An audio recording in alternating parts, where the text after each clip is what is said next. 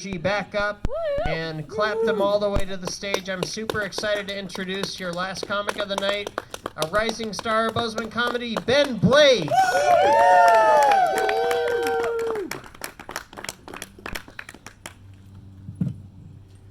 I'm wearing double denim tonight because I'm not far enough in my trans journey to try and attract gay men.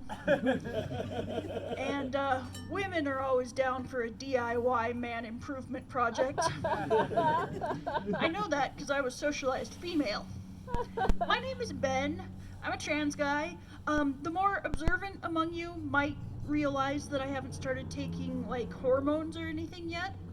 And that's because I'm waiting for my parents to die. Completely unrelated, y'all are my alibi witnesses for the night. I was here the whole time. I talked to people before and after, and I did not make any jokes about killing my parents. Yeah, I live with my parents, which is difficult because their hobbies include misgendering me and being Mormon. Oh no! So yeah. Like, I'm kind of new to being a trans guy, and I get a little, like, self-conscious about it. I bought some pills off the internet, and I think my strap-on is getting a little bigger. I bought another bottle. I mean, aside from my parents, most of my friends and family weren't very surprised when I came out. My sister was like, yeah, we had like 18 Barbies. Nobody was forcing you to be Ken. And my girlfriend was like, okay, well, sweetie, every time we do one of those what Disney princess are you quizzes, you get Mulan. Yeah. And I mean, some people are just like, but Ben, what's your real name? No, fuck, I am not doing this shit again. I tell you my true name, and the next thing I know, I'm getting summoned to the mortal realm every time you need somebody to talk to. Like, I'm sorry he broke up with you, Emily, and I don't mind watching Riverdale with you again, but Jesus Christ, get some human friends. But most people have been really cool. My friends are like, sweet, we get to teach Ben all the guy stuff. But Ben, we have to start at the beginning. So you have to get a wallet with a chain attached and a bottle of Axe. So what you're looking at here is middle school Ben. And I'm really hoping we get to move on pretty soon. I mean, partly because I'm tired of having to jump and touch the top of the door frame every time I enter a room. But mostly because there are an awful lot of things that need to be mansplained to my girlfriend. We're not quite there yet. I wish I had known that chickens might watch this set, because I wouldn't have written so many anti-chicken jokes today. Man, chickens fucking suck, right? I was at the Museum of the Rockies today, like in the Living History Farm, and there was this one chicken, like, pecking another chicken's butthole. And I don't think chickens even have buttholes. And I don't know if this is performance art, like if they're working for tips or what. But just chickens fucking suck. So yeah. My brother has been really great. He gave me a bottle of his favorite 3-in-1 shampoo, conditioner, and body wash. I'm pretty sure you can also use it as toothpaste in a pinch. He was like, Ben, whatever you do not use this as lube. I was like, okay, I'm not going to use it as lube. But a few weeks later, I got really desperate. And not only did my pee hole burn, but also my bike chain has not been the same since then. So yeah.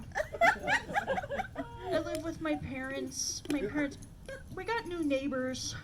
I was telling my mom about them. Later I hear her telling my dad, I guess the new neighbors sell drugs. I was like, what? No, Mom, she works at a dispensary. She's a cashier. My dad's like, well, they sell pot at dispensaries, don't they? You're not going to buy pot from the neighbors, are you?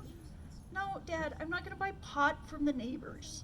My weed guy's name is Steve, and you should know that because you've met him like a bunch of times. My dad loves my weed guy because the first time he came over, he had his dog with him, and my dad loves dogs. So every time Steve comes over, they have to bond over the dog. And the feeling is mutual because I'll call up and I'll be like, hey, Steve, it's Ben. Can I come over later? And he's like, oh, no, man, I'm not going to be home later. But I could come by your house if you want. Is your dad home?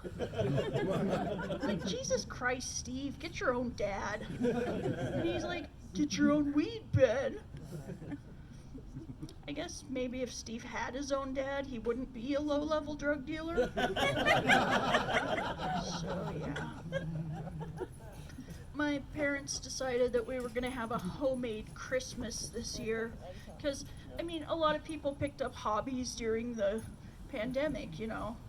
So, I'm going to tell you right now, my family are a bunch of fucking ingrates. Everybody's going crazy for my sister's homemade soap with the poison ivy or razor blades or whatever was in it. Only one person was nice to me about my homemade book of self-published erotica. It was my step-grandfather. He super liked me on Tinder after. Everybody else was like, my mom was just yelling at me. She's like, how could you do this to our family? Are there any more of those brownies left that Steve sent over? She's like, no, they smelled really bad, so I just threw them away. Fuck. Yeah, so, that's fun. I've been trying to teach my dog to ring a bell when she wants to go outside. And that's going poorly because my dog is stupid and my cat is an asshole. So my dog has figured out that if I ring the bell, we're going to go outside. So I'm like, oh, look, let's ring the bell. We're going outside. And my cat's like, well, I can ring the bell, but only at 2 o'clock in the morning. And so my dog like comes and she's like, excuse me. Oh, good, you're up. We're going outside. The bell rang. Jesus. I bought my cat a cat tree. I didn't mean to. It's a ficus. He won't leave it alone, so I Googled, are ficus leaves toxic to cats? And it turns out that they are. So this is a problem that might solve itself. But I decided it would be kind of fun to try and teach my cat a trick. So I taught him, we have this bank of light switches, and I taught him how to flip a light switch. And I remember the first time that he flipped the light switch, and the switch turned the light off, and he was like, I have power over light and dark. And I thought to myself, well, this is the stupidest thing I've ever done. So now the cat just turns the light off whenever he wants a treat.